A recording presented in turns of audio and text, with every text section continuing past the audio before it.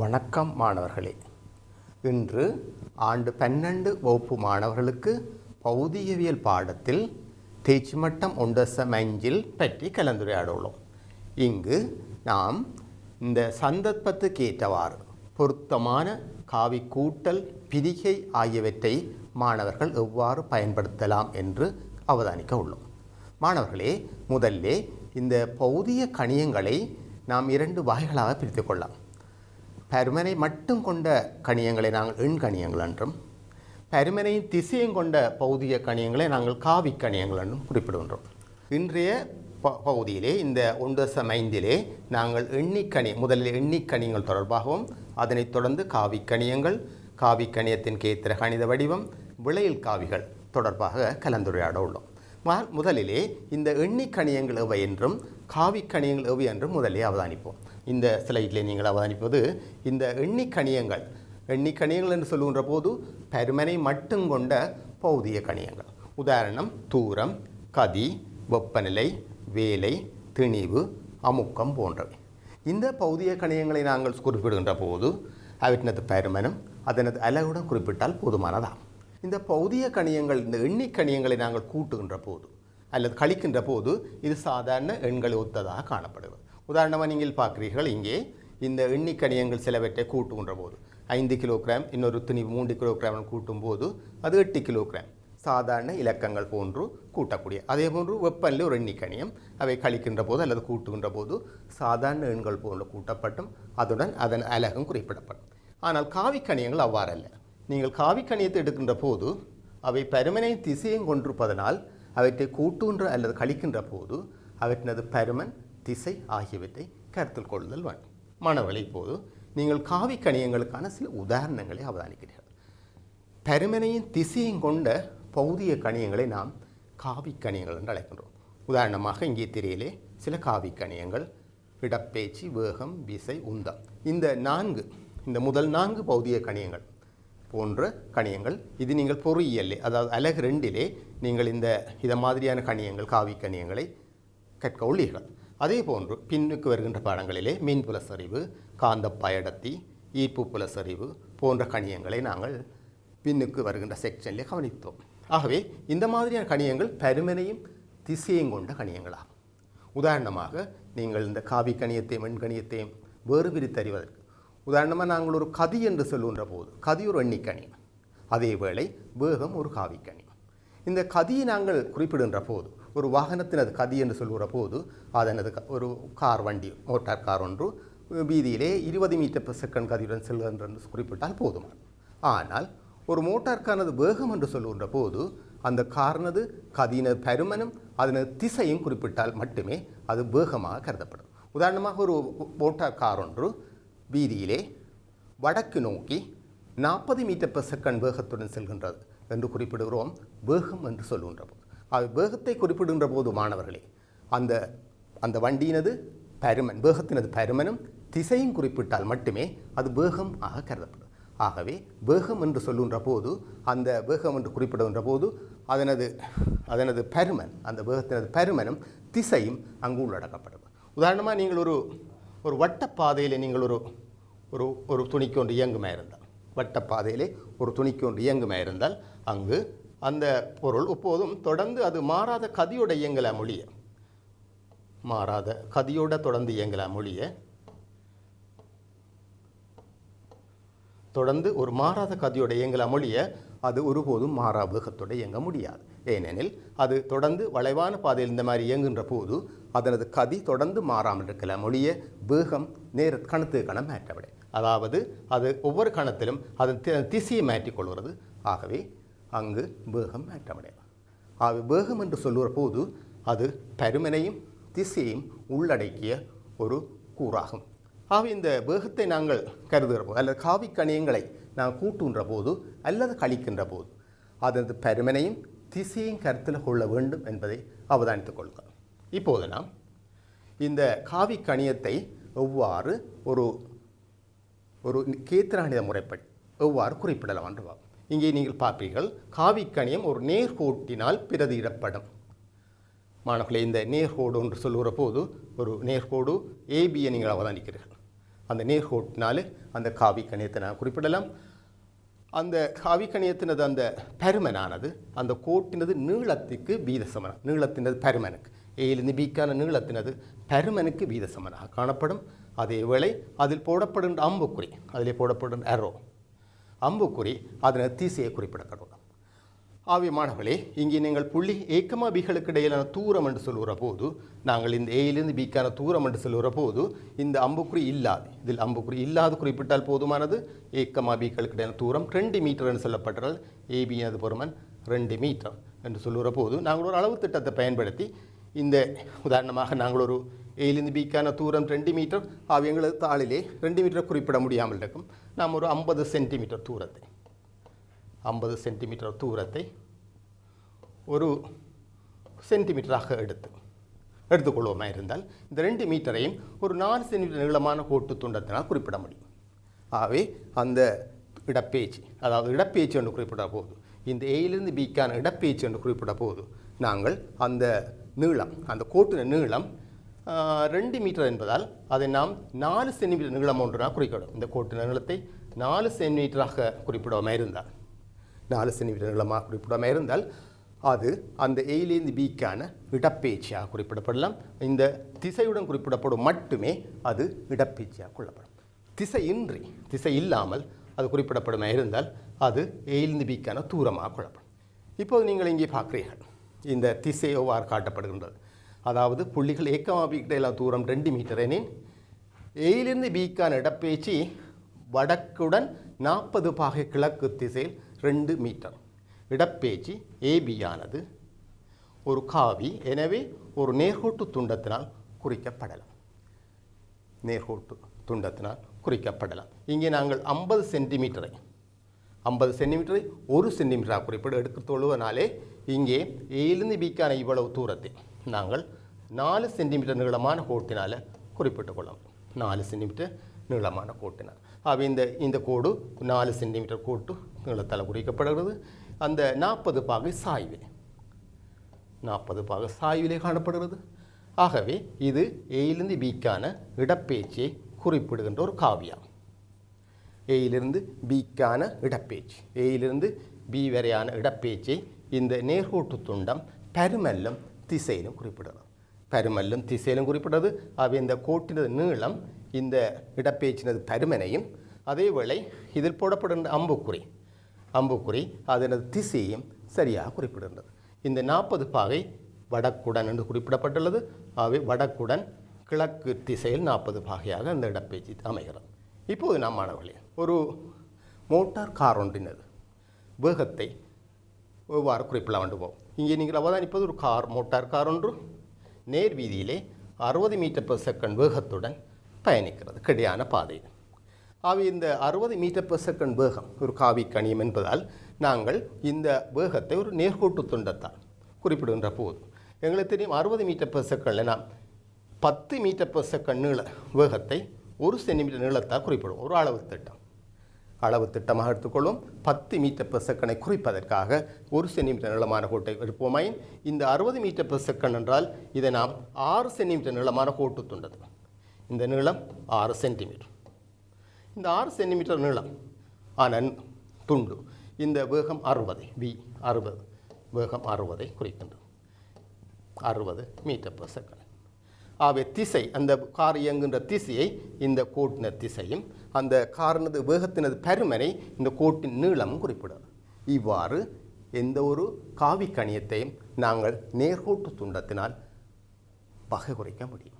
அந்த நேர்கோட்டு துண்டத்தின் நீளம் அந்த காவினது பருமனையும், அந்த கோட்டில் போடப்படுகிற திசை அந்த காவின திசையையும் குறிப்பிடும். இதே போன்று மாணவர்களே, இன்னொரு உதாரணத்தை அவதானிப்பது, இந்த திரையிலே நீங்கள் அவதானிப்பது ஒரு குற்றியிலே தொழிற்படுகின்ற 2 விசைகள். இந்த 2 விசைகள், ஒரு விசை பிரிவிக்கப்படுகிற விசை 30 நியூட்டன், அதேவேளை அதில் தொழிற்படுகின்ற உராய் விசை 10 நியூட்டன். அவை 2 விசைகளும் காவி கணியங்கள். இந்த திசைகள் எதிரெதிராக காணப்படுகிறது. ஒரு விசை முன்னோக்கி, அதேவேளை 10 நியூட்டன் எதிர் திசையில் தொழிற்படுகிறது. அவை நாங்கள் இங்கே ஒரு அளவு திட்டத்தை எடுப்போம். எங்களுக்கு 10 நியூட்டனை குறிப்பதற்காக 1 சென்டிமீட்டர் நீளத்துண்டை பயன்படுத்துவோம். அவை 10 நியூட்டனை குறிப்பதற்காக 1 சென்டிமீட்டர் குறிப்பிடுவதனால் இங்கு 30 நியூட்டனுக்காக நாங்கள் 3 சென்டிமீட்டர் நீளமான கோட்டுத்துண்டால் குறிக்க முடியும். அதே போன்று இந்த 10 நியூட்டனை குறிப்பதற்காக எங்களுக்கு தெரியும் 1 சென்டிமீட்டர் நீளத்தை குறிக்க முடியும். ஆகவே மாணவர்களே, இந்த விசை P, இந்த விசை Pயை நாங்கள் ஒரு 3 சென்டிமீட்டர், 30 நியூட்டன் என்பதால் 3 சென்டிமீட்டர் நீளமான நேர்கோட்டு துண்டத்தினால் குறித்து கொள்ள முடியும். அதாவது இந்த P ஆனது 30 நியூட்டனை இந்த நேர்கோட்டு துண்டத்தை குறிப்பிடுகிறது. அவை இந்த கோட்டினது நீளம் விசையினது பருமனையும், இந்த கோட்டிலே போடப்படும் அம்புக்குரிய திசை விசையினது திசையையும் குறிப்பிடுறது. அதே போன்று இந்த உராய்விசை 10 நியூட்டனை நாங்கள் F ஆனது, இந்த Fனது Fஐ நீங்கள் அவதானித்தீர்களா? Fஐ குறிப்பதற்காக நாங்கள் 1 சென்டிமீட்டர் அளவான கோட்டுத்துண்டு, இந்த கோட்டின நீளம் 1 சென்டிமீட்டர் நீளமான கோட்டுத்துண்டை பயன்படுத்துகிறோம். ஆகவே அந்த கோட்டினது நீளம் விசையினது பருமனையும், திசை விசையினது திசையும் அதுக்கு சமாந்தரமாக குறிப்பிடுகிறது. அவை இந்த விசைகள் 2 விசைகளும் அந்த படத்திலே காட்டப்பட்ட விசைக்கு சமாந்தரமாக குறிப்பிடப்படுகிறது. திசை அம்புக்குறியால் காட்டப்படுகிறது. அவை பருமனை அந்த கோட்டு நீளமும் அதில் உள்ள அம்புக்குறி அந்த திசையையும் குறிப்பிடுவதை அவதானிக்க கொடுக்கிறது. இப்போது உதாரணமாக நீங்கள் இங்கே அவதானிக்கிற ஒரு வேகத்தை இந்த நேர்கோட்டு துண்டம் குறிப்பிடுறது. V என்ற ஒரு வேகத்தை, V எனது பருமனை, ஒரு வேகம் என்பது ஒரு காவிக்கணியம். இந்த Vயை இந்த நேர்கோட்டு துண்டம் பருமல்லும் திசையிலும் குறிப்பிடுகிறது. ஆகவே அந்த வேகத்தினது பருமனை இந்த கோட்டின் நீளம் குறிப்பிடுகிறது. இப்போது அந்த வேகத்துக்கு எதிரான வேகம் சய V என்று சொல்கிற போது அதே கோட்டுக்கு சமாந்தரமாக அதே வேளை எதிரான திசையில் நான் குறிப்பிடுவோம். அரோவை எதிர்ப்பக்கமாக காட்டப்படும், அம்புக்குறி எதிராக காட்டப்படுகிறது. ஆகவே கோட்டினது பருமன் நீளங்கள் சமனாக, இரு கோட்டினது நீளங்கள் சமன், அதே வேளை கோடு ஒன்று கொண்டு சமாந்தரம், அம்புக்குறி மட்டும் எதிரான திசையில் காணப்படும். ஆகவே இந்த வேகம் Vக்கு இது எதிரான வேகம், இது சக வியானின், இது சய Vயை குறிப்பிடுகிறது. அதாவது பருமன்கள் சமன், திசைகள் மட்டும் வித்தியாசம். அதாவது பருமன்கள் சமன் என்பதால் கோட்டு நீளங்கள் ஒரே அளவாக காணப்படுகிறது. ஆகவே திசை வேறுபடுவதால் அம்புக்குறி மட்டும் வித்தியாசப்படும். அவை 2 காவிகள், அதற்கு எதிரான காவியாக இது காணப்படுது. இதே போன்று மாணவர்களே, இதே நேர்கோட்டுக்கு நீங்கள் அவதானித்தீர்களாயின் இதுக்கு சமாந்தரமாக இங்கே நீங்கள் அவதானித்தீர்கள் Vக்கு சமாந்தரமாக இங்கே இன்னொரு கோடு, இது 2V நீளம் என்று. இந்த கோட்டின் நீளத்தை போன்று, இதனது நீளத்தை போன்று இந்த கோட்டை எடுத்தீர்களான் 2 மடங்கான நீளம். ஆகவே இந்த வேகத்தை நாங்கள் V என்று குறிப்பிடுவோம் இருந்தால் இந்த கோட்டின் நீளம் 2 மடங்காக காணப்படுவதால் இது V என்ற வேகத்தை குறிப்பிடுமாய், இது 2Vயை குறிப்பிடும் என்று சொல்வோம். ஏனெனில் அந்த கோட்டின் நீளத்துக்கு சமாந்தரமாக இந்த கோடு காணப்படுகிறது. அதேவேளை இதனது நீளத்தை விட இது 2 மடங்கு நீளமாக காணப்படுகிறது. ஆகவே இந்த கோட்டு துண்டம் Vயை குறிப்பிடுமா இருந்தால் இந்த நேர்கோட்டு துண்டம் 2V என்ற வேகத்தை குறிப்பிடும். ஆகவே மாணவர்களே, அவைங்களுக்கு கோட்டினது நீளம் அதிகரிக்கும் போது நீளத்துக்கு வீசமனாக அந்த வேகத்தினது பருமனும் அதிகரித்து, இதே போன்று எந்த ஒரு காவியையும் நாங்கள் இந்த மாதிரி நேர்கோட்டு துண்டத்தினால் வகை குறிக்க முடியும். இப்போது நாம் ஒரு காவி கூட்டல் விதியை பார்ப்போம். அதாவது காவிகளை நாங்கள் கூட்டுகின்ற போது பருமனையும் திசையும் கொண்ட கணியங்கள் என்று நாங்கள் குறிப்பிட்டிருந்தோம். எந்த ஒரு காவி கணியமும் பருமனையும் திசையும் உள்ளடக்கிய ஒரு கோடு. ஆகவே இந்த கணியங்களை கூட்டுகின்ற போது சாதாரண எண்களை கூட்டுவது போன்று நாம் கூட்டுவதில்லை. எங்களுக்கு தெரியும், திணிவுகளை கூட்டுகின்ற போது நீங்கள் பார்த்தீர்கள் 2 கிலோகிராமுடன் இன்னொரு திணிவு 3 கிலோகிராமை கூட்டுகின்ற போது அது ஒரு சாதாரண இலக்கங்களை கூட்டுவது போன்று ஒரு விடயம். ஆகவே இதை நாங்கள் கூட்டுவோம் 5 கிலோகிராம். ஆனால் காவிகளை கூட்டுகின்ற போது அவ்வாறு அல்ல. உதாரணமாக இப்போது எங்களுக்கு உதாரணமாக 2 விசைகள் இருக்குமே, ஒரு விசை இவ்வாறு முன்னோக்கிய திசையில், இன்னொரு விசை எங்களுக்கு தெரியும், இதே ஒரு குட்டியில் இன்னொரு விசை எதிராக இவ்வாறு தொழிற்படுமே இருந்தால் இல்லையா மாணவர்களே? இங்கே ஒரு 5 நியூட்டன், இங்கே ஒரு 3 நியூட்டன் விசை தொழிற்படுமே இருந்தால், இந்த மாதிரி சந்தர்ப்பங்கள் அந்த குட்டியில் தாக்குற விளையில் விசை என்ற போது நான் சொல்லுவது 5 நியூட்டன் 3 நியூட்டன். ஆகவே அதற்கான விளையில் விசை 2 நியூட்டன். ஏனெனில் நாங்கள் இதை 2ஐயும் கூட்டுகின்ற போது நாங்கள் பருமனையும் திசையையும் கருத்துள்ளோம். இந்த இலக்கங்களை போன்று, அதாவது 5, 3 என்று 8 என கூட்டுவதில்லை. ஆகவே இந்த திசைக்கேற்ப இங்கே கூட்டல் நிகழ்கிறது. ஆகவே இந்த காவியில் கூட்டுவதற்காக ஒரு விதி ஒன்றை நாங்கள், அதுதான் காவி கூட்டல் விதி. இங்கே நீங்கள் அவதானித்தீர்களாயின் இந்த நேர்கோட்டு துண்டம் AB ஒரு காவியை குறிப்பிடுகிறது. AB என்பது ஒரு காவியை குறிப்பிடுறது நேர்கோட்டு துண்டம் இது. அதே போன்று பிசி என்பது இன்னொரு காவியை குறிப்பிடுறது. பிசி என்ற நேர்கோட்டு துண்டம் இன்னொரு காவியை குறிப்பிடுறது. ஆகவே இந்த ஏயிலிருந்து சி வரையான இந்த ஏயிலிருந்து சி ஆரம்ப புள்ளி, இது இறுதி புள்ளி. ஆகவே இந்த ரெண்டு காவிகள் ஏபி பிசி, ஏபி என்ற காவி, அதே போன்று பிசி என்ற இன்னொரு காவி, அந்த ரெண்டு காவிகளையும் கூட்டுகின்ற போது பெறப்படுகின்ற அந்த காவி விளையிலைத்தான் ஏசி என்ற இந்த மூன்றாவது பக்கம் குறிப்பிடுது. ஆகவே மாணவர்களே, இது இந்த ஏபி என்ற காவி இதிலிருந்து இதுவரை ஆரம்பிக்கின்றது. அது ஏ ஆரம்ப புள்ளி, பி அதனது முடிவு புள்ளி, அல்லது டெயில், இது ஹெட் தலை. அந்த அடுத்த காவி அதனது டெயில் இங்கே காணப்படப்படுறது, ஹெட் வந்து இங்கே காணப்படும். ஆகவே tail head, then head tail head, இந்த ரெண்டையும் கூட்டுகின்ற போது இந்த ஆரம்ப டெயிலும் இறுதியாக இருந்த ஹெட்டையும் இணைக்கின்ற இந்த கோடு இது விளையிலை குறிப்பிடுகின்றது.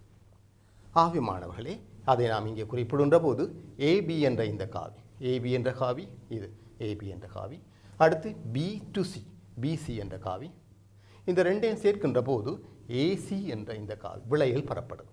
ஆகவே மூன்றாவது பக்கம் இந்த ரெண்டு காவிகளையும் கூட்டுகின்ற போது பெறப்படுகின்ற அந்த மூன்றாவது பக்கம் இந்த ரெண்டு காவிகளதும் கூட்டுத்தொகையை குறிப்பிடுகிறது.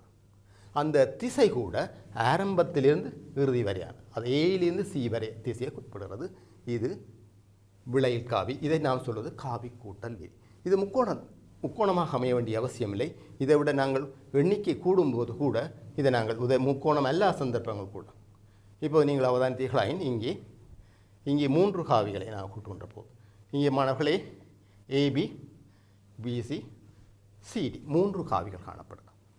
அவை ஏபி என்ற நேர்கோட்டு துண்டம் முதலாவது காவி, பிசி என்ற இன்னொரு காவி ரெண்டாவது, அடுத்து சிடி என்ற மூன்றாவது காவி. இந்த மூன்று காவிகளை நாங்கள் கூட்டுகின்ற போது முதலாவது காவியை பாருங்கள் ஏபி, இந்த ரெண்டாவது பிசி, இரண்டே முதலில் கூட்டுவோமே, ஆரம்பத்தில் கூட்டியது போல இதை கூட்டுகின்ற போது நீங்கள் பெறப்படுகின்றது அந்த ஏபி பிசி, இது ரெண்டையும் கூட்டுகின்ற போது அதற்கான விளையில் ஏசியாக காணப்படும். அவை மாணவர்களை இந்த ரெண்டினையும் கூட்டுத்தொகை, அதாவது ஏபி சக பிசி ஏசியாக காணப்படும். அதாவது இந்த முதல் இரண்டு காவிகளின் கூட்டுத்தொகை ஏபி சக பிசி ஏசியாக காணப்படுகிறது. இது இந்த ரெண்டு காவிகளையும் கூட்டுகின்றோம். இப்போது நாம் இந்த முதலாவது ரெண்டாவது மூன்றாவது இந்த மூன்று காவிகளையும் கூட்டுவோமே. இப்போது நீங்கள் பார்ப்பது இவ்வா, இங்கு நீங்கள் அவதானிப்பது ஏசி ஏற்கனவே புறப்பட்ட இந்த முதல் இரண்டு காவிகளதும் விளையில் எங்களுக்கு தெரியும் ஏசியாக காணப்படும். முதல் இரண்டு காவிகளதும் விளையில் ஏசியாக காணப்படும். இந்த ஏசியோடு மூன்றாவது காவியை கூட்டுகின்றோம். அதாவது ஏசி சக சிபி சிடி, இது ரெண்டையும் கூட்டுகின்ற போது என்ன பெறப்படுது பார்த்தீங்களா? நீங்கள் பார்ப்பது இது ஏசி சக சிடி, என்ன ஏசி இது, அடுத்தது சிடி, ஏசி சக சிடி எங்களுக்கு பெறப்படுறது மூன்றாவது இந்த நான்காவது பக்கம் ஏரியா காணும். ஏசி சக சிடி ஏரியா காணப்படும். ஆகவே மாணவர்கள் எங்களுக்கு தெரியும் இந்த ஏசியானது ஏற்கனவே எங்களுக்கு கூட்டப்பட்ட இரண்டு காவிகளும் கூட்டுது. ஆகவே இந்த மூன்று காவிகளை நான் கூட்டுகின்ற போது வருகின்ற விளைவில் ஏடியாக காணப்படும். ஆகவே இதை நாங்கள் சமன்பாட்டு வடிவில் எடுக்கிற போது இவ்வாறு பெறப்படும். ஏபி சக பிசி சக சிடி ஏடிக்கு சமனாக காணப்படும். ஆகவே மாணவர்களே, இந்த முதலாவது காவி ஏபியும் ரெண்டாவது காவி பிசியும் மூன்றாவது காவி சிடி, இது மூன்று காவிகளையும் கூட்டுகின்ற போது எங்களுக்கு பெறப்படுகின்ற விளையில் ஏடியால் திறப்படும். இது காவி கூட்டல்னு சொல்லப்படும். இவ்வாறு நாங்கள் இரண்டுக்கு மேற்பட்ட எந்த ஒரு காவியையும் இந்த மாதிரி பல்கோணியை பூர்த்தி செய்வன் இரண்டு காவிகளாய் அது முக்கோணம் அமைகிறது. அது மூன்று காவியில் கூட்டும்போது நாற்பக்கலாக அமைகின்றது. இந்த மாதிரி எண்ணிக்கை கூடும்போது ஒரு பல்கோணி பெறப்படும். ஆகவே இந்த காவிகளை கூட்டுவதற்காக இந்த முறையை நாங்கள் பயன்படுத்திக் கொள்ள முடியும். உதாரணமாக இதே மாதிரி கூட்டி செல்கின்ற போது சில காவிகளை கூட்டுகின்ற போது ஆரம்பத்தானத்துக்கு அந்த மீளுமாக இருந்தால், உதாரணமாக இவ்வா முதலாவது காவி, இரண்டாவது காவி, மூன்றாவது காவி, நான்காவது காவி, இது ஆரம்பத்தானத்துக்கு வெறுமையாக இருந்தால் இந்த காவிகள் நான்கை கூட்டுகின்ற போது இந்த நாலு காவிகளையும் கூட்டுகின்ற போது அந்த காவி ஆரம்பத்தானத்தை மீளுமையாக இருந்தால் அது விளையில் பூஜ்ஜியமாக பெறப்படும். இலக்கங்களை கூட்டுகின்ற போது அவ்வாறு பெறப்படுவதில்லை மாணவர்களே. அவை திசையை நாங்கள் கருத்தில் கொண்டு கூட்டுகின்ற போது இந்த காவிகள் கூட்டப்படும் போது விளைகள் பூஜ்ஜியமாக கூட வரலாம். அதாவது அந்த காவிகள் பலவற்றை கூட்டுகின்ற போது பெறப்படுகின்ற பல்கோணி ஒரு மூடிய உருவமாக இருந்தால் அவற்றது விளைகள் பூஜ்ஜியமாக காணப்படும். இப்போது நீங்கள் இங்கே அவதானிப்பது ஒரு விசை ஒன்று, ஒரு புள்ளியின்றி. இங்கே நீங்கள் அவதானிப்பது ஒரு புள்ளி ஒன்றிலே தொழிற்படுகின்ற 4 விசைகள் காட்டப்படுகிறது. அந்த விசைகள் 4ம் அவற்றினது பருமன்களை இந்த நேர்கோட்டு துண்டங்கள் குறிப்பிடுகின்றது. ஒவ்வொரு விசைகளினதும் பருமனை அந்த கோட்டு துண்டத்தின் நீளம் குறிப்பிடுகின்றது. அவற்றின திசையை அந்த அம்புக்குறிகள் காட்டப்படும். ஒவ்வொரு திசைகளில் ஒவ்வொரு பருமன்களுடைய விசைகள் 4 தொழிற்படுகின்றன. அந்த 4 விசைகள் தொழிற்படுகின்றது இங்கு புள்ளி ஓ ஒன்றிலே, ஒரு புள்ளி ஓவிலே தொழிற்படுகின்றன. இந்த 4 விசைகளை நாங்கள் கூட்டுகின்ற போது இல்லை மாணவர்களே, இந்த 4 விசைகளின் பருமன்களை மட்டும் நாங்கள் கூட்டுவதல்ல, திசையுடன் சேர்த்து கூட்டுவதற்காக நாங்கள் காவி கூட்டலை எவ்வாறு பயன்படுத்தலாம் என்று பார்ப்போம். அது எங்களுக்கு தெரியும் 2 காவியில் கூட்டுவது எவ்வாறு, அல்லது 3 காவிலை, இங்கே 4 காவியில் கூட்ட போன்றோம். இந்த 4 காவிலை நான் கூட்டுகின்ற போது ஒவ்வொன்றாக முதலாவது காவியை வரைவோம். இங்கே முதலாவது காவியை நீங்கள் வரைவீர்கள். இது முதலாவது காவி அந்த கோட்டினது நீளத்திற்கு சமனானதும் அதுக்கு சமாந்தரமான நேர்கோட்டு துண்டம். இதிலே இந்த கோட்டுக்கு சமாந்தரமாக அதே பருமனுடைய நேர்கோட்டு துண்டம் முதலாவது காவியை குறிப்பிடும். உதாரணமாக இது F1 ஒரு காவியாக இருக்குமே இருந்தால் இது F1 அந்த காவியை இது குறிப்பிடும். இரண்டாவது காவி இது இந்த முடிவிடத்தில், இதனது ஹெட்டிலிருந்து அடுத்து டெய்லிங்கே ஆரம்பிக்கிறது. இது இரண்டாவது காவி. இந்த இரண்டாவது காவி F2வை இந்த முதலாவது காவியின் முடிவிடத்தில் ஆரம்பித்து இரண்டாவது காவி F2வை வரைகின்றோம். இரண்டாவது காவி முதலாவது காவி முடிவில் இரண்டாவது காவி வரையப்படுறது. இந்த காவியும் இதன் பருமனுக்கு சமனாக அந்த கோட்டுக்கு சமாந்தரமாக வரையப்படும் இரண்டாவது காவி. இப்போ உங்களுக்கு உதாரணமாக இந்த 2 காவிகளையும் கூட்டுத்தாய் இந்த F1 F2 விளையில் தேவையாக இருக்குமாய் அதனது விளையில் இந்த நேர்கோட்டு துண்டத்தால் நாங்கள் புறப்படலாம். இந்த நேர்கோட்டு துண்டம் தான் அந்த F1 F2 விளையில தரும். இப்போது நாம் இந்த 3வது காவியை சேர்க்க போன்றோம். 3வது காவி இந்த F3 என்று குறிப்பிடுவோமாய். 3வது காவி F3 என்று குறிப்பிடுவோம். இந்த F3யை இந்த முடிவிடத்தில் குறிப்பிடுவோம். இது 3வது காவி F3. 3வது காவி F3யை குறிப்பிடுகிறோம். ஆகவே இந்த முதல் 3 காவிகளின் கூட்டுத்தொகையாயின் எங்களுக்கு தெரியும் ஆரம்பத்தையும் இந்த இறுதியையும் இணைப்போமாய். ஆரம்பத்தையும் இறுதியையும் இவ்வாறு இணைப்போமாய் எங்களுக்கு தெரியும் இது இந்த முதல் 3 காவிகளின் விளையிலை இந்த நேர்கோட்டு துண்டம் பருமனின் திசையிலும் குறிப்பிடும். விசைகள் கூடும்போது இந்த மாதிரி விசைகளை நாங்கள் அடுக்கி கொண்டு செல்கிறோம். இப்போது 4வது விசையை நாங்கள் பார்த்துருப்போம். இது F4 என்ற 4வது விசை. F4ஐ நாங்கள் இங்கே கீறும்போது இந்த இடத்துல இந்த முடிவிடத்தில், அதாவது இந்த தலை இந்த ஹெட்டிலிருந்து அந்த F4 டெயிலே ஆரம்பிப்போம். இப்போது நாங்கள் இந்த 4வது விசையை இங்கே அவதானிப்போம். 4வது விசை F4 இங்கே வரையப்படும். F4 இது F4 என்பது 4வது விசை. இந்த F4 இவை 4 விசைகளும் அவற்றினது பருமன்களுக்கு ஏற்ப இவ்வாறு ஒரு பல்கோணியினால் ஒழுங்குபடுத்தப்படுகிறது. இப்போது இந்த 4 விசைகளின் விளையிலை இந்த ஆரம்ப கோட்டையும் இறுதி முடிவிடத்தையும் இணைக்கின்ற கோடு நேர்கோட்டு துண்டம் இந்த 4 விசைகளின் விளையிலை குறிப்பிடும். இங்கே நீங்கள் அவதானிப்பு இதுதான் இந்த நேர்கோட்டு துண்டம். 4 விசைகள் விளையிலை இந்த நேர்கோட்டு துண்டம் குறிப்பிடுகிறது. F1 F2 F3 F4 இந்த 4 விசைகளதும் பருமன்களை இந்த நேர்கோட்டு துண்டம் R குறிப்பிடுகிறது. ஆகவே இந்த 4 விசைகளையும் நாங்கள் ஒழுங்காக இந்த மாதிரி வரைகின்ற போது அவற்றினது பருமன்களுக்கு ஏற்ப நேர்கோட்டு துண்டங்களால் அவற்றுக்கு சமாந்தரமாக வரைகின்ற போது இந்த ஆரம்ப புள்ளிக்கும் இறுதி புள்ளியை இணைக்கின்ற கோடு அந்த 4 விசைகளதும் விளையில குறிப்பிடும். இவ்வாறு எந்த ஒரு எண்ணிக்கையான காவிகள் தரப்பட்டால், எந்த எண்ணிக்கையான விசைகளோ எண்ணிக்கையான வேகங்களோ தரப்பட்டாலும் அவற்றின் பருமன்களுக்கு ஏற்ப இவ்வாறு பல்கோணி ஒன்றை பூர்த்தி செய்வதன் மூலம் நாங்கள் இந்த விளைவுகளை கணித்து கொள்ள முடியும். இப்போது நாம் 3 விசைகளை காண்கிறோம். இங்கே ஒரு புள்ளி ஓவிலே 3 விசைகள் தொழிற்படுவதை இங்கே காண்கிறோம். F1 F2 F3 என்ற 3 விசைகள். இந்த 3 விசைகள் புள்ளி ஓவிலே தொழிற்படுகின்றன. நாங்கள் ஏற்கனவே 4 விசைகளை பார்த்தோம். இப்போது 3 விசைகள். இந்த 3 விசைகளுக்கும் விளையிலை முன்பு போல் கவனிப்போம். முதலாவது விசையை நாங்கள் தீரலாம். முதலாவது விசையை நாங்கள் இங்கே வரைகின்ற போது இங்கே நாங்கள் F1 என்ற விசை முதலாவது விசை, இதுக்கு சமாந்தரமாக இங்கே F1 என்ற விசை வரையப்படும். முதலாவது விசை அந்த புள்ளியோவில் தொழிற்படுகின்ற முதலாவது விசை. அடுத்து இந்த முடிவிடத்தில் இந்த ஹெட்டிலிருந்து மூன்றாவது விசை நெட்டையிலே ஆரம்பிக்க போகும். இது ரெண்டாவது விசை. ரெண்டாவது விசை இங்கே F2 என்ற விசையும் காணப்படுறது. இங்கு F2 அதுக்கு சமாந்தரம் F2 என்ற இங்கே காணப்படுற அந்த விசை இங்கே அந்த முதலாவது விசையின் முடிவிடத்தில் இரண்டாவது விசை ஆரம்பிக்கிறது. அதற்கு பெர்மனல் சமனாகும் சமாந்தரமாகும் இந்த இரண்டாவது விசை F2 குறிப்பிடப்படும். இப்போது இந்த தலை ஹெட்டிலிருந்து அடுத்த மூன்றாவது விசை நெட்டையிலே ஆரம்பிக்கும்.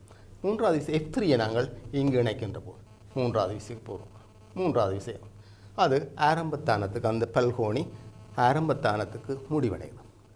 மாணவர்கள் எங்களுக்கு முந்தின சந்தர்ப்பங்களிலே நாங்கள் விசைகளை கீறுகின்ற போது அவதானித்தோம் இவ்வாறு. விசைகளை கவனிக்கிற போது இந்த ஆரம்பத்தானமும் இறுதித்தானம் இவ்வாறு ஒரு இணைக்கக்கூடிய வாய்ப்பு இருந்தது. அது விளையில் குறிப்பிட்டது. இங்கே அவ்வாறு மூன்று விசைகளுமே ஒரு மூடிய உருவத்தை மூடிய ஒரு முக்கோணியை பூர்த்தி செய்கிறது.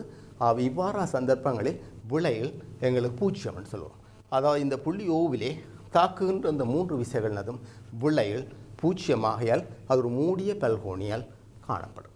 சில சந்தர்ப்பங்களில் மூடிய பல்கோணி வராத சந்தர்ப்பமாக இருந்தால் அங்கு விளையில் பூச்சியம் அல்ல. இவ்வாறு ஒரு பல்கோணி மூடியதாக பெறப்படுமாக இருந்தால் அந்த பொருளிலே தாக்குகின்ற விசைகள் இந்த விளையில் பூச்சியம் என்று கொள்ளலாம். இப்போது இங்கே நீங்கள் புள்ளி ஓவிலே தொழிற்படுகின்ற 5 விசைகளை அவதானிக்க. A, B, C, D, E வெவ்வேறு திசைகளில் வெவ்வேறு பருமங்களுடைய 5 விசைகள் தொழிற்படுகிறது. இந்த 5 விசைகளின் விளையிலே எவ்வாறு காண்பிப்போம்? அதே மாதிரி அந்த காவி கூட்டலை பயன்படுத்தி அந்த இவற்றினது விசைகளை எவ்வாறு அவதானிப்போம், எவ்வாறு கணிக்கலாம். முதலாவது விசை A என்ற விசை இங்கே காணப்படுகின்ற முதலாவது. அதை நாம் அந்த கோட்டு நீளத்துக்கு சமனான நேர்கோட்டு துண்டத்தால் இங்கே குறிப்பிடுகிறோம் முதலாவது விசை. ரெண்டாவது விசை இங்கே B காணப்படுறது. இந்த முடிவிடத்தில் அந்த ரெண்டாவது விசை வரையும். ரெண்டாவது விசை இங்கே இதுக்கு சமாந்தரமாக B என்ற விசை குறிப்பிடும். கோட்டின் பருமன் இதே நீளமாகவும் அதுக்கு சமாந்தரமாக இங்கே வரையப்படும். இப்போது மூன்றாவது விசை C நாங்கள் இந்த தலையிலிருந்து ஹெட்டிலிருந்து அந்த மூன்றாவது C என்ற விசைக்கு டெயில் அமையக்கூடியவாறு வரைவாமல் இருந்தால் இது மூன்றாவது விசை C. மூன்றாவது விசை அந்த C என்ற விசை அந்த ரெண்டாவது விசையின் முடிவிடத்தில் வரைகின்றோம். இது மூன்றாவது விசையினது முடிவிடம். மூன்றாவது விசை ஹெட்டாக இருக்கும். இப்போது நான்காவது விசையை இதனது ஹெட்டிலிருந்து அடுத்த விசைக்கு டெயிலே ஆரம்பிப்போமா இருந்தால் நான்காவது D என்ற விசையை இது குறிப்பிடும். நாலாவது விசை Dயை இந்த முடிவிடத்திலிருந்து ஆரம்பி. இப்போது ஐந்தாவது விசையை நாங்கள் இங்கே இதிலிருந்து வரைவோமா இருந்தால் ஐந்தாவது விசை இங்கு முடிவிடும். ஐந்தாவது விசை ஈயை நாங்கள் வரைகின்ற போது இந்த 5 விசைகளும் ஒரு மூடிய பல்கோணியால் பூர்த்தி செய்யப்படும். அதாவது மூடிய ஒரு 5 பக்கங்களை கொண்டு ஒரு ஐங்கோணியால் பூர்த்தி செய்யப்படும். இந்த விளையில் ஒரு மூடிய உருவத்தால் பெறப்படுவதால் இந்த விசைகள் 5 விளையில் பூச்சியமாக காணப்படும். விளையில் பூச்சியமாக சந்தர்ப்பங்களிலே அந்த விசைகள் ஒரு பல்கோணியை பூர்த்தி செய்யக்கூடியதாக காணப்படுகிறது. இப்போது நாங்கள் மாணவர்களே நாம் சமாந்தரமற்ற விசைகளை அவதானித்திருந்தோம். இப்போது நாம் சமாந்தர விசைகள் விளையில் எவ்வாறு கணிக்கலாம் என்ற பாவம். இங்கே நீங்கள் அவதானிப்பது 2 விசைகள் எவ்வாறு கூட்டப்படும். AB என்ற விசை 4 நியூட்டன், அதனுடன் BC என்ற ஒரு விசை 3 நியூட்டன், ரெண்டும் சமாந்தர விசைகள். நாங்கள் முதல் சமாந்தரமற்ற விசைகளை பார்த்தோம். இப்போது இலகுவானது சமாந்தரமான விசைகளை கூட்டுகின்ற போது முதல் அதே காவி கூட்டலை பயன்படுத்துகின்ற போது நாங்கள் முதல்ல AB என்ற 4 நியூட்டனை வரைகின்றோம். இது AB என்ற விசை காவியை குறிப்பிடும். AB என்ற காவியை அந்த 4 நியூட்டன் AB என்ற நீளம். இது 4 நியூட்டன் இந்த கோட்டிலே 4 பெட்டிகள் 4 சதுர அலகுகளாக குறிப்பிடும். இந்த AB முடிவிடத்தில் இரண்டாவது விசையை பொருள் BC என்ற 3 நியூட்டனை இந்த முடிவிடத்தில் வரைகின்ற போது இங்கே 3 நியூட்டன் பெறப்படும். ஆரம்பத்திலே 4 நியூட்டன், அதன் முடிவிடத்திலே 3 நியூட்டன். இப்போது இரண்டினதும் கூட்டுத்தொகையாக நாங்கள் ஆரம்ப புள்ளியையும் இந்த இறுதியை இணைக்கின்ற அந்த கோட்டு துண்டம் இந்த 2 காவிகளதும் விளையில குறிக்கும். இப்போது மாணவர்களே இந்த 2 காவிகளை 4 நியூட்டன் இந்த 3 2 விசைகளையும் கூட்டுகின்ற போது இந்த முடிவிடங்களை நாங்கள் அவதானிக்கின்ற போது ஆரம்ப புள்ளி ஏயையும் இந்த முடிவு புள்ளி சியையும் இணைக்கின்ற அந்த நேர்கோட்டு துண்டம் A to C வரையான நேர்கோட்டு துண்டம் இந்த 2 விசைகளதும் விளைவில் குறிப்பிட போகிறது. இப்போது நீங்கள் பார்த்தீர்களா A to C வரையான இந்த கோடு A to C வரையான இந்த நேர்கோட்டு துண்டம், அதாவது அந்த பருமனங்களுக்கு 7 அலகு 7 நியூட்டன், அதாவது 7 பெட்டிகளாக 7 பெட்டிகளாக குறிப்பிடுறது. இது 7 நியூட்டனாக காணப்படுறது. இந்த 2 காவிலையும் கூட்டுகின்ற போது வார விளையில் 7 நியூட்டன் காவி கூட்டல் இவ்வாறு. இப்போ நாம் இன்னொரு உதாரணத்தை அவதானிப்போம். இப்போது நீங்கள் அவதானித்தீங்களா இந்த 4 நியூட்டன் என்ற விசையும் 3 நியூட்டன் விசையும் ஒன்று கொண்டு 4 நியூட்டனுக்கு எதிரான திசையில் காணப்படுகிறது. இங்கேயும் நாங்கள் காவி கூட்டத்தையே பயன்படுத்துவோமாய். முதலாவது விசையை நீங்கள் அவதானிச்சீங்களாய் 4 நியூட்டன், முதலாவது 4 நியூட்டன் வரையப்பட்டிருக்கிறது. இங்கு இந்த முடிவிடத்திலே 3 நியூட்டன் இங்கே வரையப்படுகின்ற போது அது எங்களுக்கு இவ்வாறு 3 நியூட்டன் இங்கே எதிர் திசையில் புறப்படுறது. இது 3 நியூட்டன். இப்போது இந்த 2 விளையில் எங்களுக்கு குறிப்பிடுவது ஆரம்பத்தை புள்ளி இது, இந்த முடிதி புள்ளி 2 இணைக்கின்ற இந்த கோட்டு துண்டம் எங்களுக்கு தெரியும் இந்த 2 கூட்டுத்தொகையை குறிக்கின்றது. இந்த நேர்கோட்டு இந்த 2 காவிலும் விளையில் நீங்கள் அவதானித்தீர்களாயின் 1 நியூட்டன் என்பது இந்த 2க்கும் உரிய இந்த 4 நியூட்டன் 3 நியூட்டனுக்குரிய விளையில் குறிப்பிடுவது. மாணவர்களை திசைக்கு ஏற்ப பருமன் மாறும். ஏற்கனவே நாங்கள் முதல் பார்த்துருந்தோம் 4 நியூட்டனும் 3 நியூட்டனும் ஒரே திசையில் இருக்குமா இருந்தால் அவற்றை விளையில் நாங்கள் 7 என்று குறிப்பிடுறோம். இது எதிராக இருக்கின்ற போது கழிபடுகின்றது 1. இப்போது நாங்கள் இந்த 2 விசைகள் 4 நியூட்டனும் 3 நியூட்டன் ஒன்று கொண்டு செங்குத்தாக காணப்படும். இங்கே நீங்கள் அவதானிப்பது 4 நியூட்டன் கிடையாகவும் 3 நியூட்டன் அதற்கு செங்குத்தான ஒரு விசையாகவும் காணப்படும். இப்போது இந்த 2 காவிலையும் கூட்டுகின்ற போது இங்கே பருமன் திசையை நாங்கள் கருத்தில் கொண்டு கூட்டுகின்ற போது காவி கூட்டல் விதியை இங்கே 4 இலக்கங்கள் கூட்டப்படுவதில்லை. அந்த பருமன் திசைக்கேற்ப கூட்டுகின்ற போது நாங்கள் காவி கூட்டல் விதிப்படி முதலாவது விசையை நாங்கள் கூறுகிறோம் 4 நியூட்டனை முதல் வரைகின்றோம். இப்போது இதன் முடிவிடத்திலே நாங்கள் அடுத்த விசையை வரைவோம் 3 நியூட்டன். இது 3 நியூட்டன். இந்த முதலாவது காவி 4 நியூட்டனை குறிப்பிடுகிறது. அதன் முடிவிடத்தில் வரையப்பட்ட 3 நியூட்டன் இது குறிப்பிடுகிறது. இதற்கு விளையில் எங்களுக்கு தெரியும் A C வரையான இந்த கோடு விளையில் AC ஆனது எங்களுக்கு இந்த 2 காவினதும் விளையில் குறிப்பிடும். மாணவர்களே, இப்போது இந்த 4 நியூட்டனதும் 3 நியூட்டனதும் விளையிலை எங்களுக்கு தெரியும் இந்த 3வது பக்கம் AC என்ற நேர்கோட்டு துண்டம் இந்த 2 விசைகளதும் விளையில் குறிப்பிட போகிறோம். AC என்பது எங்களுக்கு தெரியும் 5 நியூட்டன், அது பருமன் 5 நியூட்டன். எங்களுக்கு தெரியும் இந்த AB ஆனது எங்களுக்கு 4 பெட்டிகளாக குறிப்பிடப்படுறது. இது 3 பெட்டிகளாக குறிப்பிடப்படுது. ஆகவே பைதேர்சின் தேட்டம் இந்த செங்குத்தாக காணப்படுவதனாலே இந்த நீளம் 4 சென்டிமீட்டராகும். இது 3 சென்டிமீட்டராக காணப்படுவது எங்களுக்கு தெரியும் 5 சென்டிமீட்டர் நீளமாக காணப்படும் அந்த செம் பக்கம். ஆகவே இந்த 2 விசைகளதும் விளைகள் 3வது பக்கத்தால் அதனது பருமன் 5 நியூட்டனாக காணப்படும். எங்களுக்கு திசை இந்த கோணம் கிடையோடு இந்த கோணத்தை அளப்போமா இருந்தால் எங்களுக்கு அந்த 2 விசைகளதும் விளையினது திசையை கூட நாங்கள் அளந்து கொள்ள முடியும். காவிகளை இந்த மாதிரி கூட்டுகின்ற போது பருமன் திசை என்பவற்றை கருத்தில் கொண்டு நாங்கள் காவி கூட்டல் விதியை பயன்படுத்தி கூட்டுவோம்.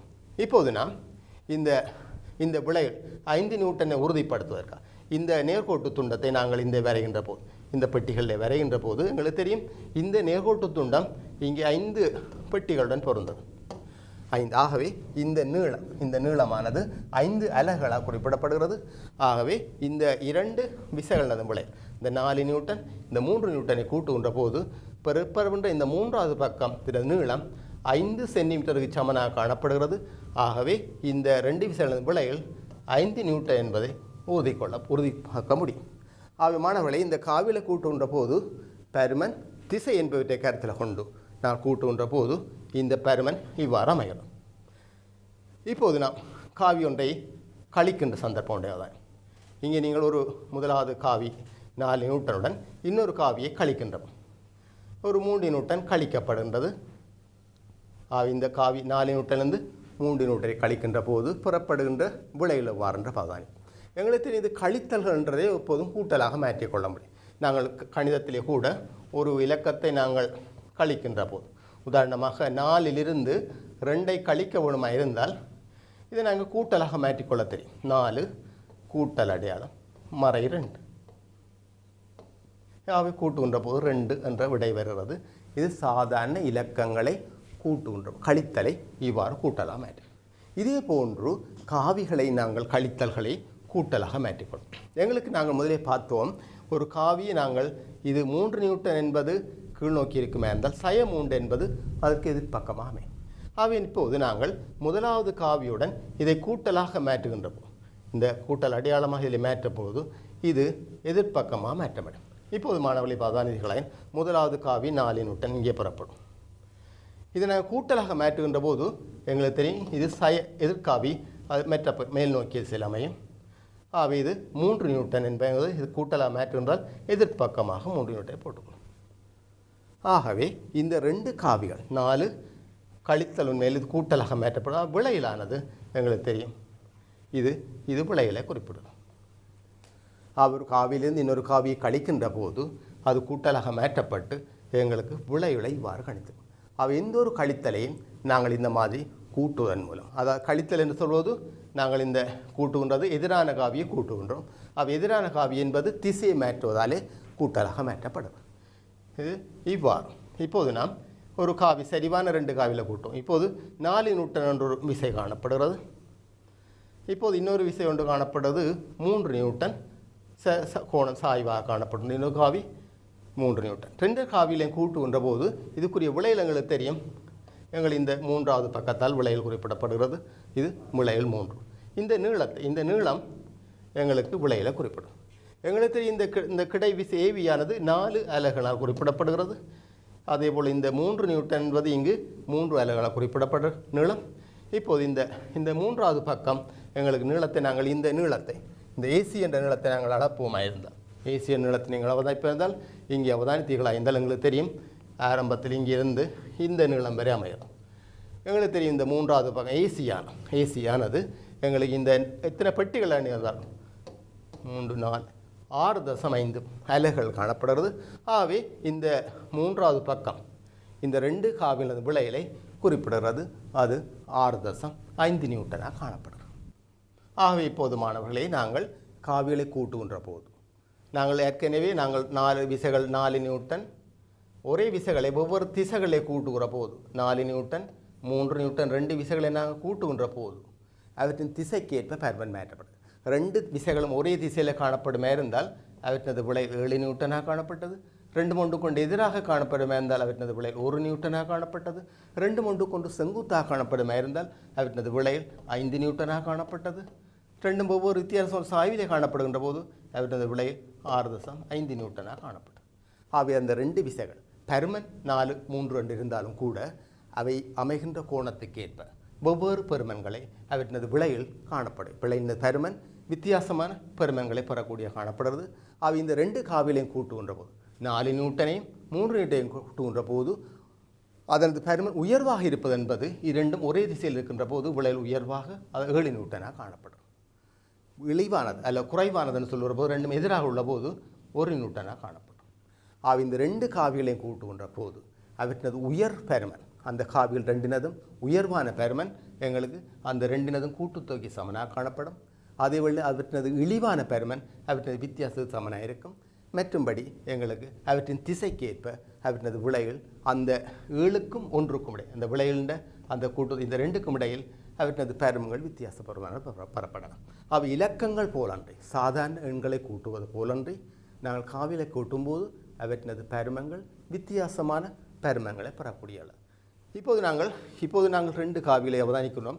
இங்கே வேகம் v என்ற ஒரு வேகம், இன்னொரு வேகம் v. 2மே 60 பாக சாய்வில் காணப்படுகிறது. முதலாவது வேகம் கிடையுடன் 60 பாக சாய்விலே காணப்படுகிறது. இன்னொன்று அதே வேகம் கிடையுடன் 60 பாக. இந்த 2ஐயும் கூட்டுகின்ற போது எங்களுக்கு தெரியும் காவி கூட்டல் விதியை பயன்படுத்தி கூட்டுகின்ற போது முதலாவது காவி AB என்பது இங்கே காணப்படுவது. இது முதலாவது காவி. இரண்டாவது காவியை நாங்கள் இதுக்கு முடிவிடத்தில் வரைகின்ற போது இரண்டாவது காவியை வரைகின்ற போது இது BC என்ற இரண்டாவது காவி. முதலாவது காவி AB, அதனது முடிவிடத்தில் இரண்டாவது காவி. மூன்றாவது காவி எங்களுக்கு தெரியும் இது 2க்குரிய விளையல் எங்களுக்கு தெரியும். மூன்றாவது பக்கம் இந்த AC என்பது இந்த 2க்குரிய விளையலை குறிக்கும். எங்களுக்கு தெரியும் இது மூன்றாவது காவி, இது விளையலை குறிக்கிறது. முதல் 2 காவிகள். இங்கே என்னத்தை அவதானிக்கக்கூடிய என்றால் இந்த கோணங்கள் 60 பாகை. இந்த கோணங்கள் 60 பாகையாக காணப்படுவதால் எங்களுக்கு தெரியும் இந்த மூன்றாவது பக்கம் மூன்றாவது பக்கம் இது ஒரு சமபக்கம் கோணி என்பதால் இந்த ரெண்டு காவிகளின் கூட்டுத்தொகை பியாவே காணப்படும். ஆகவே ரெண்டு காவிகள் கூட்டப்படும் போது அந்த மூன்றாவது அது விளையிலும் பியாவே பெறப்படும். அவை ஒவ்வொரு வித்தியாசமான பருமங்கள் எங்கள் ஏற்கனவே குறிப்பிட்டது போன்று இந்த ரெண்டினது பருமன்கள் எங்களுக்கு இந்த வி இன்னொரு வியுடன் கூட்டப்படும் போது எங்களுக்கு ஆகக்கூடியது 2v ஆகும். ஆக குறைஞ்ச 0 வரை எல்லா பெருமானத்தையும் எடுக்கக்கூடிய உள்ளது. இப்போது நாம் இந்த காவிகளை கூட்டுகின்ற இன்னொரு சந்தர்ப்பத்தை அவதானிப்போம். எங்களுக்கு காவிகளை கூட்டுவதற்காக நாங்கள் காவி கூட்டல் விதியை பயன்படுத்தினோம். அது ஒத்த இன்னொரு விதி ஒன்று தான் விசை இணைகர விதி ஒன்று பார்ப்போம். ஒரு பொருளிலே தொழிற்படுகின்ற ரெண்டு விசைகளை ஒரு பொருளிலே தொழிற்படுகின்ற ரெண்டு விசைகள் தொழிற்படுமா இருந்தால் ரெண்டு விசைகள் பி கியூ தொழிற்படுமா இருந்தால் இந்த ரெண்டு விசைகளை பருமல்லன் திசையில் ரெண்டு ஒரு பொருளே தொழிற்படுகின்ற ரெண்டு விசைகள் பி கியூவை பருமல்லன் திசையிலும் ஒரு இணைகரம் ஒன்றது அயல் பக்கங்களினால் வகையுறிக்கப்படுமாய் அந்த இணைகரத்தினது மூலவிட்டம் என்று சொல்லுகிற போது இந்த பக்கங்களை வச்சுக்கொண்டு நாங்கள் பூர்த்தி செய்கின்ற இணைகரத்தினது மூலவிட்டம் இது.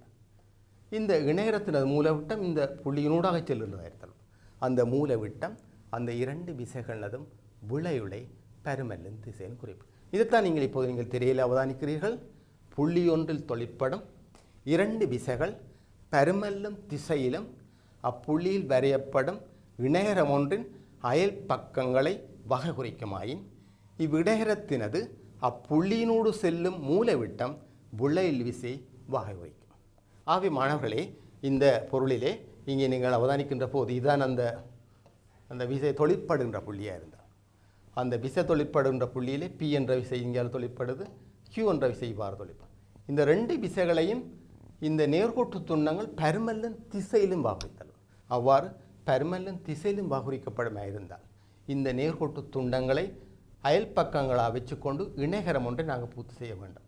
அவ்வாறு பூர்த்தி செய்கின்ற போது அந்த இணைகரத்தினது மூலவிட்டம் ரெண்டு மூலவிட்டங்கள் காணப்படுகிறது.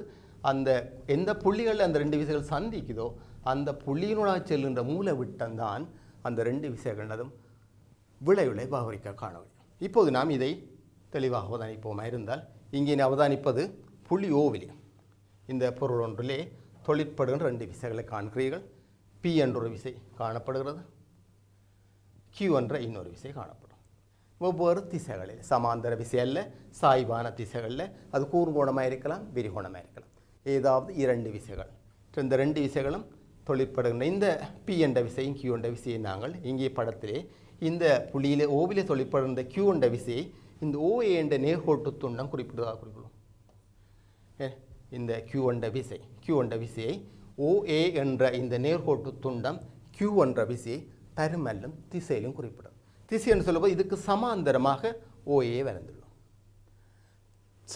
பருமன் என்று சொல்லுவோம். உதாரணமாக இந்த விசை உதாரணமாக 20 நியூட்டனாக இருக்குமா இருந்தால் நாங்கள் இந்த 20 நியூட்டனை குறிப்பதற்காக ஒரு அளவு திட்டத்தை பயன்படுத்துவோமே. உதாரணமாக 4 நியூட்டனை குறிப்பதற்காக ஒரு சென்டிமீட்டரை பயன்படுத்துவோமா இருந்தால் 1 சென்டிமீட்டர் நிலத்தை பயன்படுத்த இந்த 20 நியூட்டன் விசையை குறிப்பதற்காக நாம் எங்களுக்கு 5 சென்டிமீட்டர் நீளமான நேர்கோட்டு துண்டத்தை பயன்படுத்தி கொள்ள முடியும். அதுதான் எங்களுக்கு ஒரு அளவு திட்டத்தை பயன்படும். இந்த 20 நியூட்டன் என்ற விசை இங்கே தொழிற்படுமா இருந்தால் கிடையாக 20 நியூட்டன். அந்த 20 நியூட்டனை குறிப்பதற்காக நாங்கள் 20 சென்டிமீட்டர் நீளம் பயன்படுத்த வேண்டிய அவசியமில்லை. எங்களுக்கு பேப்பர் எங்கள் தாளின் அளவுக்கு ஏற்ப ஒரு அளவு திட்டத்தை எடுத்துக்கொள்ளும். 4 நியூட்டனை குறிப்பதற்காக 1 சென்டிமீட்டர் நீளத்தை பயன்படுத்தும். ஆகவே மாணவர்களே, இந்த 20 நியூட்டனை குறிப்பதற்காக 5 சென்டிமீட்டர் நீளமான கோட்டை பயன்படுத்தும். அதே போன்று இந்த கியூ என்ற விசை ஒரு சாய்வாக தொழிற்படுகிறது. இந்த விசையை நான் உதாரணமாக ஒரு 15 நியூட்டனாக இருக்குமே இருந்தால் 16 நியூட்டன் எடுத்துக்கொள்ளும். 16 நியூட்டனாக இருக்குமே இருந்தால் இந்த 16 நியூட்டனை குறிப்பதற்காக எங்களுக்கு தெரியும் இந்த இதே அளவு திட்டம் 4 நியூட்டன் 1 சென்டிமீட்டர் குறிப்பதால் எங்களுக்கு 16 நியூட்டனை 4 சென்டிமீட்டர் நீளமான கோட்டால் இதை குறித்துக் கொள்ளும். 4 சென்டிமீட்டர் நீளமான கோட்டால். ஆகவே இந்த புள்ளி ஓவிலே தொழிற்படுகின்ற இந்த ரெண்டு விசைகளையும் இந்த ரெண்டு பக்கங்களால் நாங்கள் வாசிக்கிறோம். இந்த கொண்டு பக்கங்களும் இந்த விசைக்கு சமாந்தரமாக இருத்தல் வேணும். இந்த PQ தொழிற்படுகிற திசைகளை சமாந்தரமாக இருத்தல் வேண்டும். அதே வேளையில் அவரது பருமன்களை அந்த நேர்கோட்டு துண்டங்கள் வாகரிக்கின்றன. இப்போது இதே புள்ளியிலே நாங்கள் ரெண்டு அயல் பக்கங்கள் அமைய இந்த ரெண்டும் அயல் பக்கங்களாக அமையக்கூடியவாறு ஒரு இணைகரத்தை பூர்த்தி செய்யப்போம். இணைகரம் என்று சொல்லுகின்ற போது மாணவர்களே இந்த ஓ ஏ என்ற கோட்டுக்கு சமாந்தரமாக ஒரு நேர்கோடு இங்கே வரைவோம். அதே போன்று ஓபிக்கு சமாந்தரமாக ஒரு நேர்கோடு வரையப்போம். இதை வரைகின்ற போது நாங்கள் இப்போது இந்த ஓஏக்கு சமாந்தரமாக ஒரு நேர்கோடு வரைந்துள்ளோம். இதே போன்று ஓபிக்கு சமாந்தரம் ஒரு நேர்கோடு வரைவோமாய் ஓபிக்கு சமாந்தரமாக நேர்கோடு வரும். ஆகவே இது ஒரு இணைகரமாக பூர்த்தி செய்துள்ளோம். அதாவது ஓஏயையும் ஓபியையும் அயல் பக்கங்களாக கொண்ட ஒரு இணைகரத்தை பூர்த்தி செய்திருக்கும். இந்த புள்ளியிலே தொழிற்படுகின்ற இரண்டு விசைகளையும் எங்களுக்கு அயல் பக்கங்களாக கொண்ட ஒரு இணைகரத்தை பூர்த்தி செய்யும். இப்போது இந்த இணைகரத்தினது மூலவிட்டம் ரெண்டு காணப்படும். மேலே ஒரு மூலவிட்டம் இவ்வாறு வரையலாம், இன்னொன்று இவ்வாறு வரையலாம். அவை கவனிக்க வேண்டும். இந்த மூலவிட்டம் என்று சொல்லுகின்ற போது இந்த ரெண்டு விசைகளும் சந்திக்கின்ற புள்ளி இங்கு இந்த புள்ளியினுடைய செல்கின்ற இந்த மூலவிட்டம் தான் இந்த ரெண்டு கூட விளையலது. ஆகவே இந்த இணைகரத்தினது இந்த மூலவிட்டம் இவற்றது விளையலது. அவை நீங்கள் அவதானித்தீர்களா இந்த ஆர் என்பது இந்த ரெண்டு விசைகளதும் விளையலை குறிப்பிடுகிறது. ஆகவே ரெண்டு விசைகள் பீக்கமா கியூவை நாங்கள் அயல் பக்கங்களாக வைத்து இணைகரம் வரைந்துள்ளோம். அந்த இணைகரத்தினது இந்த மூலவிட்டம் விளையலை குறிப்பிடுறது. இந்த மாதிரி இணைகரத்தை பயன்படுத்தி இரண்டு அல்லது இரண்டுக்கு மேற்பட்ட விசைகளது விளைகளை நாங்கள் கணிக்க முடியும். இந்த விசைகள் இரண்டும் கூர்கோணமாக இருக்கலாம் அல்லது விரிகோணமாக இருக்கலாம். எவ்வாறான சந்தர்ப்பங்களிலும் இந்த விசைகளை நாங்கள் இணைகரத்தை பயன்படுத்தி கணிக்க முடியும். இப்போது இங்கே மூன்று விசைகள் காணப்படும். பி கியூ எஸ் என்ற மூன்று விசைகள் காணப்படுகின்றன. இந்த மூன்று விசைகளது விளைகளை நாங்கள் இணைகரத்தை பயன்படுத்தி விசை இணைகரத்தை பயன்படுத்தி எவ்வாறு அறியலாம் என்று பார்ப்போம். எங்களுக்கு தெரியும் முதலில் இந்த ரெண்டு புள்ளி ஓவில் தொழிற்படுகின்ற மூன்று விசைகள். முதலில் நாங்கள் இந்த பியையும் கியூவையும் கவனிப்போம். இந்த பி என்ற விசை அந்த ஓவில தொழிற்படும் இந்த பி என்ற விசையை இந்த நேர்கோடு பரமலின் திசையிலும் குறிப்பிடுறது. அதே போன்று கியூ என்ற விசையை இந்த நேர்கோட்டு துண்டம் குறிப்பிடுறது கொள்வோமே.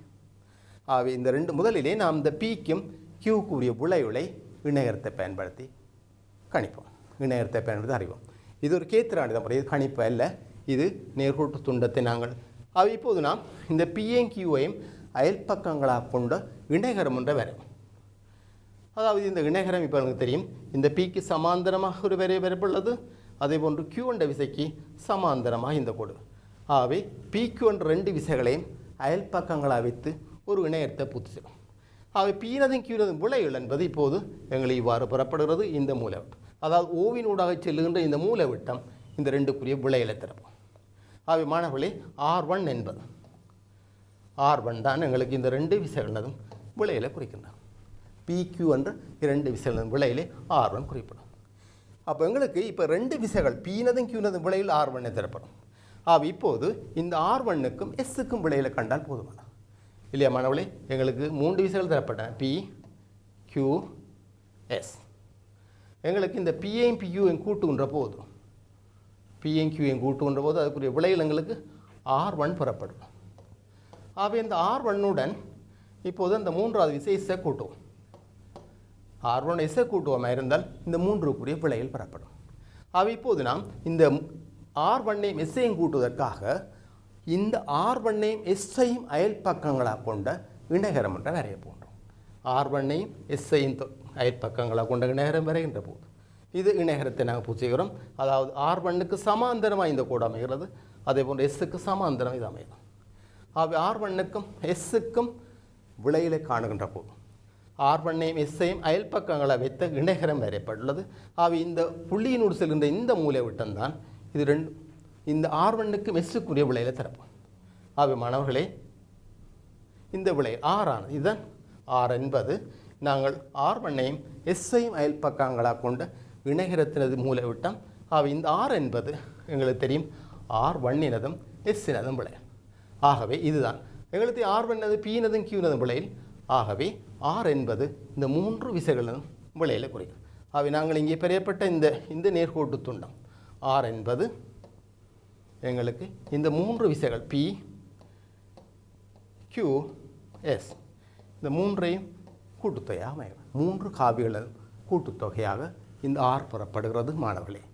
இவ்வாறு நாங்கள் 2 விசைகள் தரப்படுமா, 2 விசைகள் இந்த விளையில் காணப்படுமா இருந்தால் 3 விசைகள் தரப்படுமா இருந்தால் அவற்றினது விளையில் எங்களுக்கு 2 இணைகரம் வரைவதன் மூலம் அவற்றினது விளையிலை கணிக்கக்கூடிய இருக்கிறது. ஆகிய எங்களுக்கு அந்த விசைகள் எண்ணிக்கை கூட நாங்கள் இணைகரத்தின் அளவுகளையும் எண்ணிக்கையும் கூட்டி செல்கிறோம். இப்போது நான் ஒரு உதாரணத்தை அவதானிப்போம். இங்கே மாணவர்களே, ஒரு ஒன்றில் காணப்பட்டுள்ள காவி தொகுதிகளின் விளையில் காவியை குறிக்கும் வரிப்படம் காணப்படும். கேள்வியிலே எங்களுக்கு இந்த காவிகள் தரப்பட்டுள்ளது. இங்கே காணப்பட்ட காவிகள் ஒன்று எங்களுக்கு காணப்பட்ட காவிகள் படத்திலே அம்புக்குறிகளாக குறிக்கப்பட்டுள்ளது. இவற்றினது விளையுளை நாங்கள் எவ்வாறு கணிக்கலாம் என்று பார்ப்போம். அம்புக்குறிகள் காட்டப்பட்டுள்ளன ஒவ்வொரு காவியம். இப்போது நாங்கள் இந்த படத்தில் அவதானிப்பேன். இந்த 5 காவி இதில் காணப்படுகின்ற காவி, இந்த படத்தில் காணப்பட்ட இந்த காவிகளுக்கு இது எது சரியான விளையுளை, இந்த காவிகள் அந்த காட்டப்பட்ட இந்த காவிகளுக்குரிய விளையுளை இதில் 5 விடைகள் தெரிவு செய்ய போகணும். ஒரு பல் தேர்வு வேணும். எங்களுக்கு தெரியும் இந்த முதல் எடுத்தீங்களாய் இந்த காவி எடுத்துக்கலாம். இந்த முதலாவது காவி, 2வது, 3வது, 4வது. இது ஒரு மூடிய உருவத்தை பூர்த்தி செய்யலாம் இல்லையா மாணவர்களே? எங்களுக்கு தெரியும் இந்த காவிகளை வளம், இந்த விசைகளை வளம் இவ்வளவும் இந்த காவிகள் எல்லாமே ஒரு மூடிய உருவத்தை பூர்த்தி செய்கிறது. ஆவி இவற்றினது விளையல் இல்லையா? இவற்றினது விளையல் எங்களுக்கு தெரியும் பூச்சியம், விளையல் பூச்சியம். ஆவி தேறியது இது மட்டும், இதுதானே தேறிய.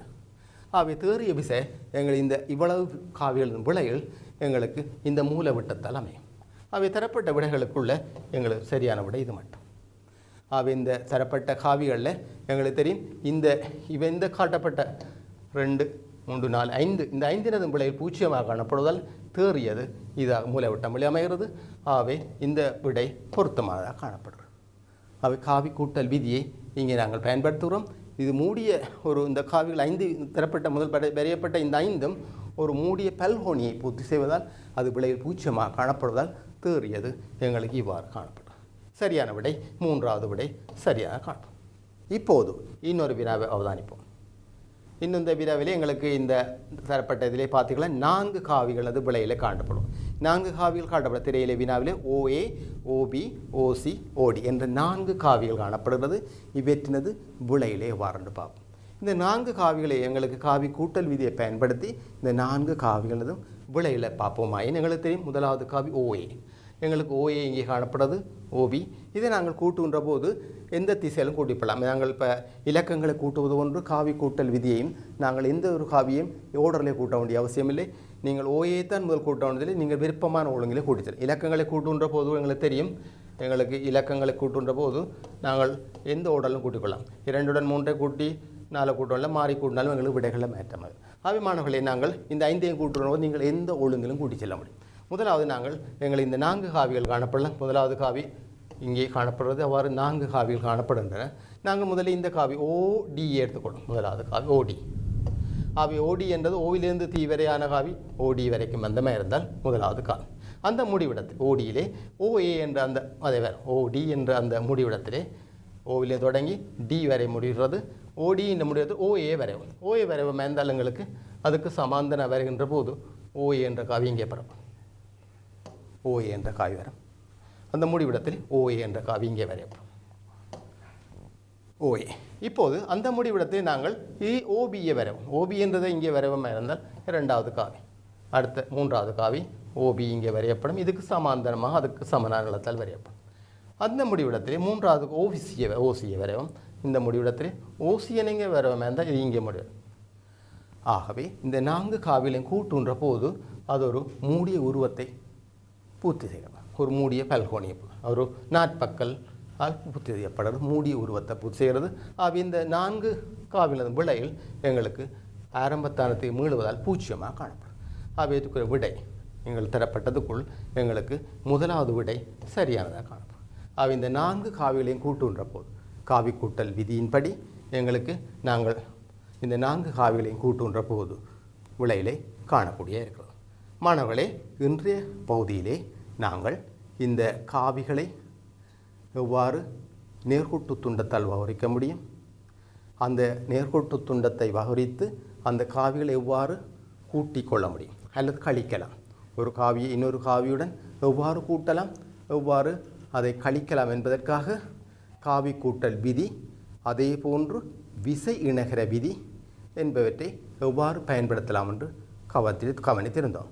இந்த 2 முறைகளிலும் நாங்கள் ஒரு கேத்திர கணித முறை, அதாவது நேர்கோட்டு நீளங்களை பயன்படுத்தி அவற்றினது விளைவுகளை எவ்வாறு கணிக்கலாம் என்பதை கவனித்திருந்தோம். மேலும் ஒரு வகுப்புகளிலே இந்த விசைகள் பருமன்களை அல்லது காங்கள் பருமன்களை கேத்திர கணித முறை அல்லாது திரோண கணித முறைகளை பயன்படுத்தி கணிப்புகள் மூலமும் இவற்றினது விளைகளை எவ்வாறு கணிக்கலாம் என்பதை இன்னொரு சந்தர்ப்பங்களில் இதற்றது பருமனை கவனிப்போம். நல்லது மாணவர்களே, இன்றைய நிகழ்ச்சியில் இத்துடன் முடிவுக்கு வரும் அதேவேளை இந்த நிகழ்ச்சியை நீங்கள் மீண்டும் பல தடவை பார்ப்பதற்காக நீங்கள் யூடியூப்லே சென்று சேனல் NIE என அடிப்பதன் மூலம் நீங்கள் இந்த நிகழ்ச்சியை மீண்டும் மீண்டும் தேவையான தடவைகள் பார்க்க முடியும் என்பதை ஞாபகப்படுத்தி இத்துடன் இந்த நிகழ்ச்சியை முடித்து மீண்டும் ஒரு தடவை சந்திக்கும் வரை உங்களிடமிருந்து விடைபெற்றுக் கொள்கிறேன். நன்றி.